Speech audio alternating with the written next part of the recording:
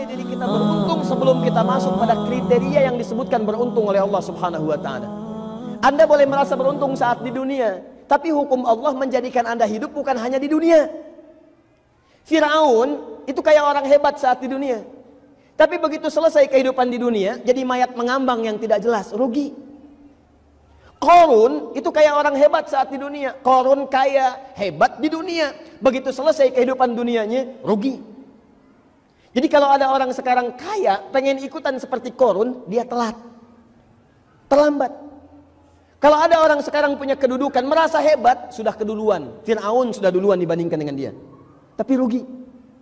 Nah sekarang persoalannya, bagaimana caranya hidup kita di dunia beruntung, pindah dari dunia beruntung, dan pindah dari alam setelah dunia juga beruntung. Ada 4 syaratnya. Ini nanti yang terkait erat dengan materi kita untuk makna yang kedua ini. 1. Illalladzina amanu. Kalau Anda ingin terbebas dari kerugian itu, setiap hari beraktivitas, dari mulai bangun sampai tidur lagi, maka syarat pertama, semua aktivitas itu harus diisi dengan iman namanya.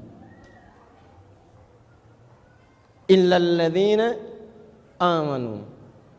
Orang-orang yang ingin terhindar dari kerugian dalam beraktivitas, maka semua aktivitasnya mesti didasari dengan iman. Tahan, saya agak pelan-pelan. Konsekuensinya, kalau ada orang hidup tidak punya iman, sekalipun dia merasa enak hidupnya saat di dunia, tapi menurut pandangan Allah, dia orang rugi. Awas, jadi ada orang yang setiap detiknya tidak punya iman. Dia mengerjakan apapun, mau merasa kaya, merasa hebat, punya kedudukan, rumahnya luas, kendaraannya banyak, tetap dalam pandangan Allah, dia rugi. Karena apapun yang dia miliki tidak akan menyelamatkan dia dari kerugian ketika kembali kepada Allah Subhanahu wa taala. Buka Quran surah ke-25 ayat 23. Quran surah 25 ayat 23. Pernah dengar kalimat ini? Kenapa ada orang beriman pernah berbuat salah bisa masuk surga? Tapi kenapa ada orang yang belum beriman atau tidak beriman, dia kelihatan baik masuk neraka? Pernah dengar pertanyaan itu? Ada yang non muslim baik? Ada. Non muslim jujur ada? Ada banyak. Zaman Nabi sudah ada. Jadi karena dia berbuat baik dalam hukum dunia, maka saya pun mesti adil. Saya akan balas kebaikan itu dalam kehidupan dunianya. Dia berbuat baik dalam urusan dunia, maka saat di dunia saya balas kebaikannya dengan menggunakan hukum dunia. Dia diapresiasi, karirnya bisa mudah, didoakan oleh banyak orang dapat hidayah, tapi itu pilihan, dia mau mengambil atau tidak. Jadi keadilan Allah menjadikan sekalipun orang tidak beriman, tapi dia berbuat baik dalam urusan dunia, maka dibalas oleh Allah dalam kehidupan dunianya. Turunkan hukum dunia, dibalas semuanya. Tapi kata Allah, maaf, faja'alnahu haba'an manthura. Cuman hukum akhirat beda dengan dunia. Akhirat itu bekalnya bukan bekal dunia, tapi bekalnya diawali dengan iman. Ini poinnya. Jadi kalau seseorang pulang ke akhirat tidak bawa iman, seakan-akan dia menuju Allah tanpa bekal yang dia bawa. Makanya bekal-bekal dunia nggak laku saat di akhirat. Jangankan akhirat, alam kubur aja nggak dibawa. Nih contoh. Gelas ini dunia atau akhirat? Dari mana taunya? Karena di akhirat gak ada yang seperti ini. Pernyataan Al-Quran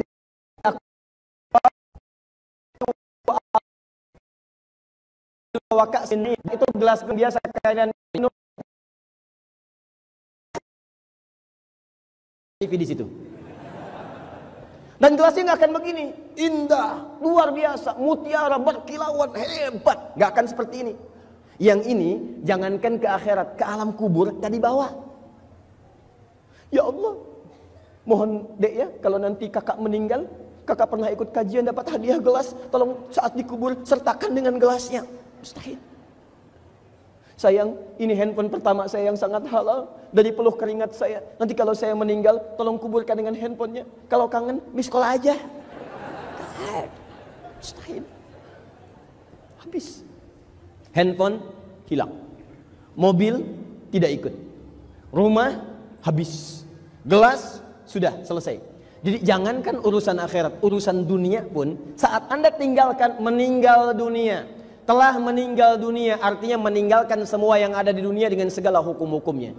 Jadi kalau Anda ingin bicara dunia, hukumnya hukum dunia. Kalau Anda ingin bicara akhirat, hukumnya hukum akhirat. Maka kata Allah, saya adil. Kalau ada orang berbuat baik dalam urusan dunia, saya balas dengan hukum dunia. Tapi kalau dia pulang ke akhirat gak bawa bekal akhirat, keadilan saya menjadikan itu harus dipraktikkan. Bekal akhirat iman.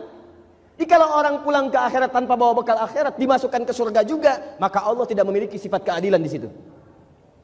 Yang satu beriman, yang satu tidak beriman, sama-sama masuk surga. Bagaimana mungkin yang tidak punya bekal diberikan perlakuan yang sama dengan yang punya bekal? Makanya terbuka, kata Allah, sepanjang di dunia kamu silahkan. Kalau ingin ke akhirat pulang dapat kebaikan, nih cari bekal iman. Karena itu kalau ada orang, maaf ya, dalam 24 jam tidak memiliki iman, maka dia hanya akan terasa beruntung saat dalam urusan dunia saja. Begitu meninggalkan dunia, di situ ada persoalan. Faja'alnahu haba'an manthura. Maka bekal dunianya kami jadikan debu-debu yang berterbangan, tidak ada berlaku dalam hukum Allah. Paham? Baik. 2. Maaf, kita beriman sampai hari ini? Yang tidak beriman boleh angkat tangan? Oh, baik, alhamdulillah. Dan kita mendoakan bagi orang yang belum beriman jangan dicela. Tapi kita doakan. Di situ kita akan belajar fikih dakwah nanti ya. Hati-hati, jangan dicela. Begitu lewat ada yang belum beriman, neraka. Oh, tidak. Masya Allah. Tidak. Malam sujud, ya Allah tetangga saya ya Allah belum beriman. Berikan hidayah kepadanya ya Allah. Ya Allah saya mohon ya Allah. Kami bersama-sama bertetangga, kami olahraga sama-sama, bahkan bekerja bersama-sama. Ya Allah, jadikan kami menyatu bersama saat di akhirat kembali kepadamu. Sekarang pertanyaannya, kalau ada orang mengaku beriman, di mana kita bisa melihat ciri imannya? Karena ada orang mengaku beriman ditolak langsung oleh Quran. Hati-hati. Buka Quran surah ke-49 ayat 14. Hati-hati. Quran surah ke-49 ayat 14. Saya agak pelan-pelan. Qalatil a'rabu amanna. Ada sebagian orang-orang Arab berkata saya telah beriman. Tiba-tiba turun ayat qul lam tu'minu. Katakan Muhammad pada mereka, kalian belum beriman. Awas. Hati-hati, tadi saya tanyakan semua beriman? Beriman Ustaz. Apa tanda keimanan kita di hadapan Allah Subhanahu wa taala? Karena kalau cuma ngaku beriman, zaman dulu pun sudah ada. Orang Arab berkata kami beriman. Kata ayat kalian belum beriman. Walakin qulu aslamna. Tapi katakan dulu kami baru masuk Islam. Walamma yadkhulul imanu fi qulubikum. Cuman sayang Islamnya, kalimat imannya cuman di lisan. Asyhadu an la ilaha illallah wa asyhadu anna Muhammadar Rasulullah. Beriman pada Allah, beriman. Yakin, yakin. Cuman kalimat imannya cuman di lisan, tidak sampai ke dalam hatinya. Sesuatu yang tidak sampai ke dalam hati, maka tidak ada perintah dari hati untuk mengerjakan nilai-nilai keimanannya. Yang normal itu begini, asyhadu an la ilaha illallah wa asyhadu anna Muhammadar Rasulullah. Begitu diucapkan kalimatnya sampai ke dalam hati kita. Dari hati menyebar ke tangan, menyebar ke mata, menyebar ke lisan, menyebar ke kaki. Sehingga ketika kemudian diuji oleh Allah, turun perintah. Aqimus shalah. Hei, kamu yakin dengan saya? Ya. Beriman kepada saya? Ya. Saya perintahkan kalau kamu beriman kepada saya, tunaikan salat. Maka ketika diperintahkan tunaikan salat, karena iman sudah masuk ke dalam hatinya, maka hatinya merespon, dimasukkan ke tangannya. Tangan siap-siap. Cari pakaian yang baik. Mata siap-siap. Wajah siap-siap, kaki siap-siap melangkah ke masjid, hamparkan sajadah, kemudian dia sholat. Itulah iman. Makanya kalimat iman pertama dalam Quran seringkali disandingkan dengan turunan-turunan nilai Islam itu.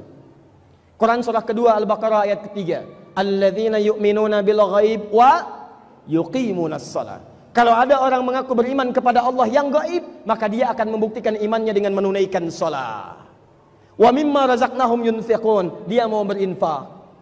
Walladzina yu'minuna bima unzila ilaik, dia mau berinteraksi dengan Al-Quran.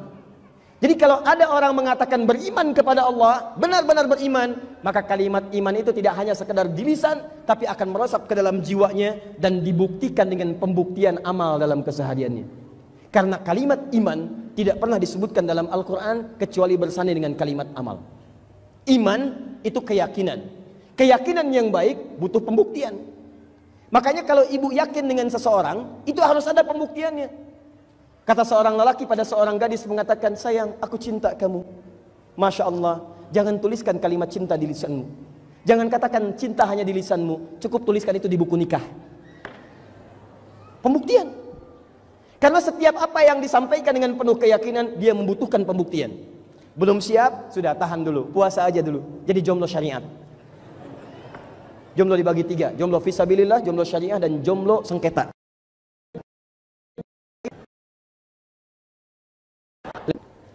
Karena itu ayatnya teruskan, illalladzina amanu, kecuali orang-orang yang dengan iman, kemudian dengan iman itu akan membimbing dia berperilaku baik dalam kehidupan. Amal baik yang dibimbing oleh iman itu disebut dengan amal soleh namanya.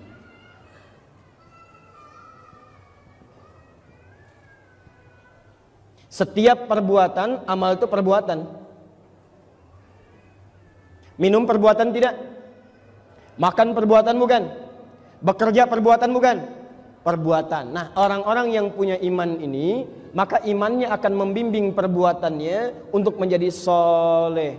Soleh itu baik dalam ukuran Allah subhanahu wa ta'ala. Baik menurut Allah. Soleh. Contoh. Minum perbuatan bukan? Perbuatan berarti amal. Tapi apakah setiap amal ini soleh? Belum tentu. Apakah setiap ada air boleh diminum? Belum tentu. Orang-orang yang minum dengan iman, maka dia tidak akan pernah menyentuh minuman-minuman yang tidak disukai oleh Allah subhanahu wa ta'ala. Khamar, segala yang memabukkan Allah tidak suka. Quran surah kedua ayat 219, Quran surah ke-5 ayat ke-90, innamal khamru wal maisiru, dan seterusnya, rijsun min amali syaitani fajtanibu. Rijsun min amali syaitani fajtanibu. Saya tidak suka dengan khamar. Setiap yang memabukkan, miras, santika, judi dan sebagainya, kata Allah, saya enggak suka. Itu pekerjaan setan, jauhi, tinggalkan.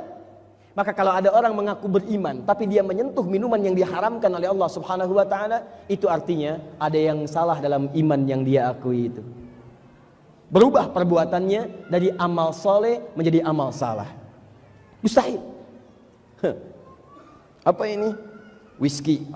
Nggak apa-apa. Bismillahirrahmanirrahim. Tidak akan pernah bersanding kalimat baik dengan perbuatan mungkar. Jadi ingat baik-baik teman-teman sekalian, ingat ya, kalau ada di antara kita mengaku beriman, tapi perbuatannya dari ujung kepala sampai ujung kaki tidak menjadi amal soleh, maka ini menunjukkan ada sesuatu yang lemah dalam imannya. Yuk. Makanya setiap perbuatan kita kalau antum lihat di Quran, itu selalu menyertakan kata iman di awalnya. Contoh mata, dari kepala sampai kaki.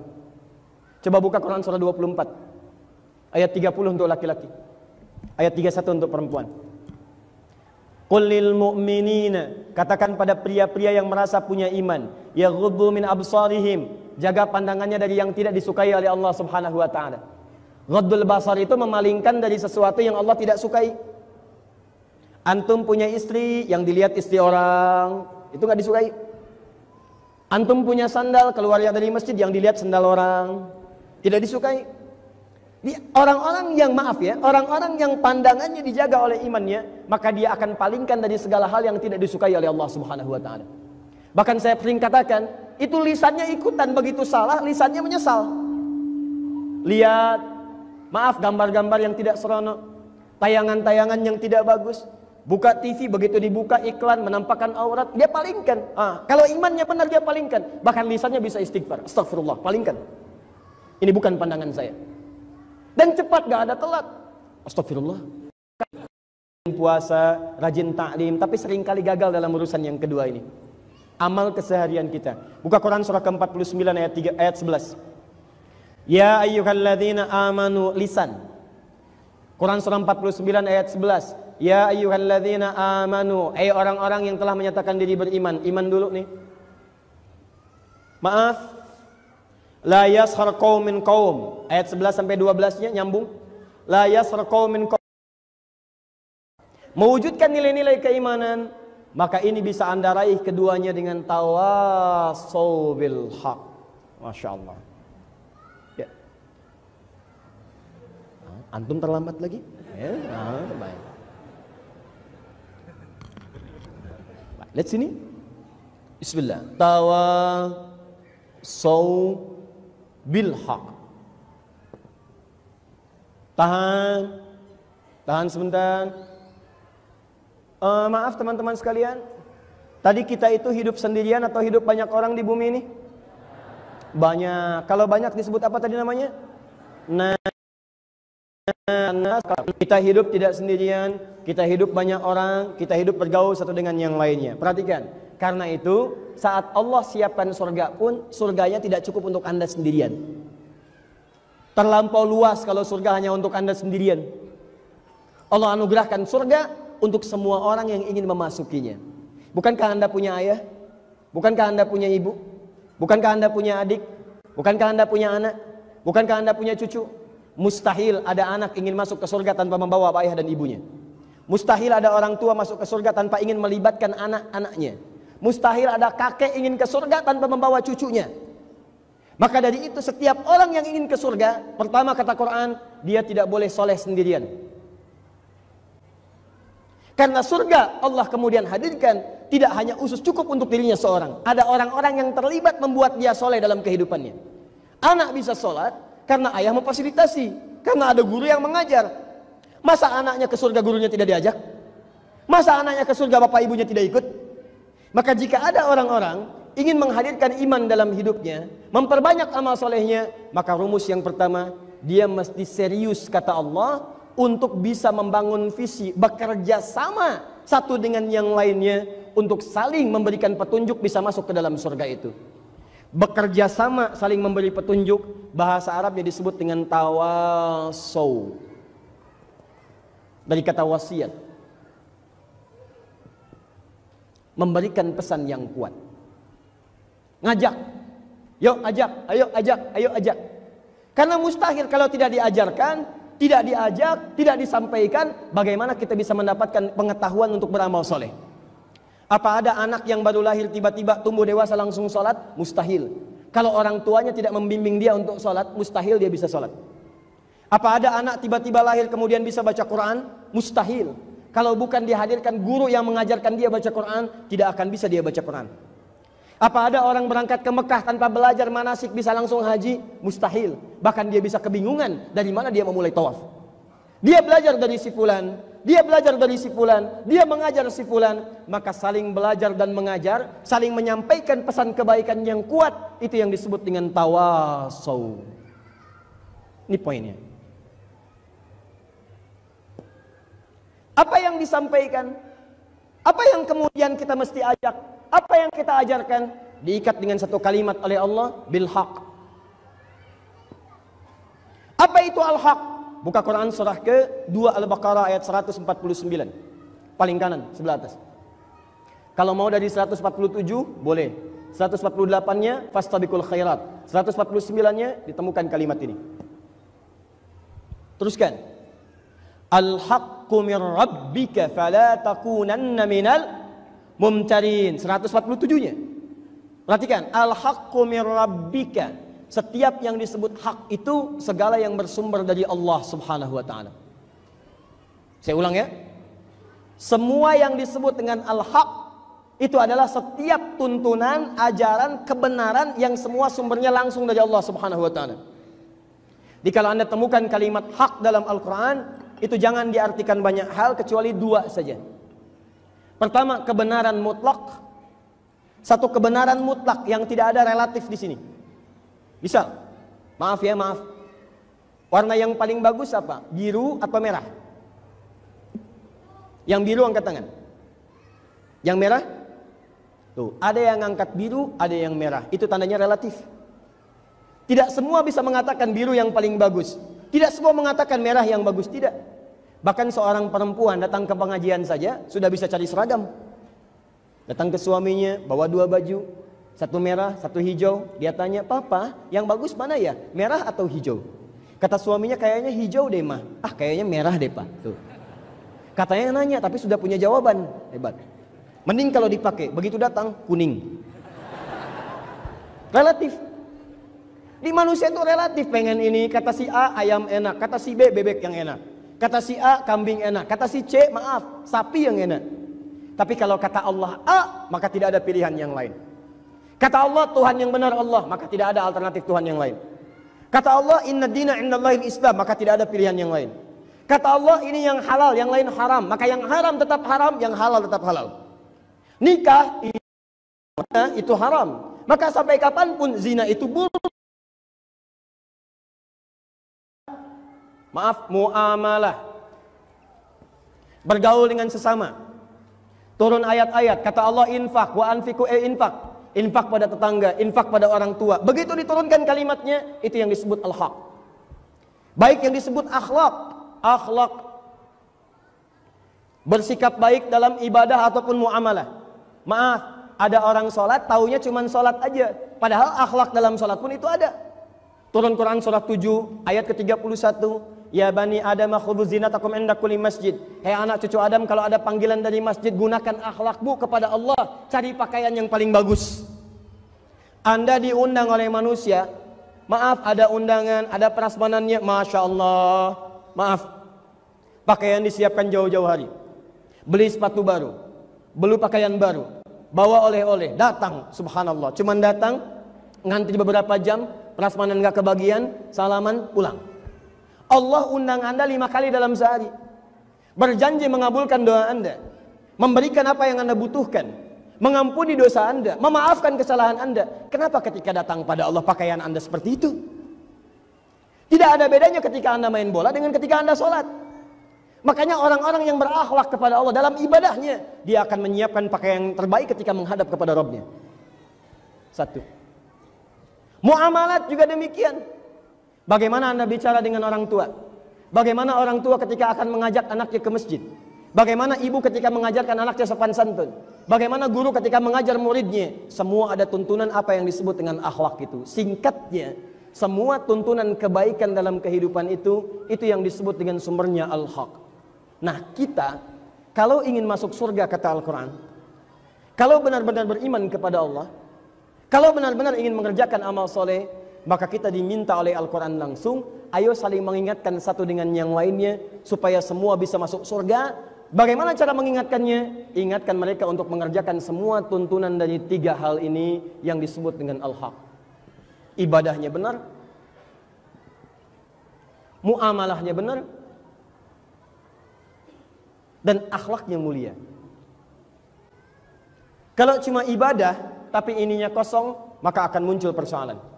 Zaman Nabi ada ibu yang diadukan, seorang perempuan diadukan kepada Nabi SAW.